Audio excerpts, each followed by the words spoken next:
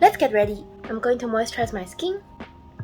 It's been a while, I hope you guys are all doing well. So lately there were some typhoons passing by my city. I live in a city on the coast, so every year we will have like 5-6 typhoons landing by us or passing by us. This year nothing hit us directly and there was just some really strong wind and rain. But last year it was really strong, trees were split in half and bicycles were all swept away. I'm using a new concealer, I love this. I finished my old one, this is my second one. I'm lucky typhoons didn't really affect my city this year, but for everyone who lives in areas affected by typhoons, I hope you're all doing okay, please stay safe. Going to fill in my eyebrows. I shaped them today and shaved away some extra hair that was on my eyelids. Brush it up. I got a new brush that says bake and blend, so I want to try baking today. Do you like to bake or use loose powders in general? Taking some on the flat side. Really pressing it in. The powder blends in with my skin tone very well, you can't really see the powder.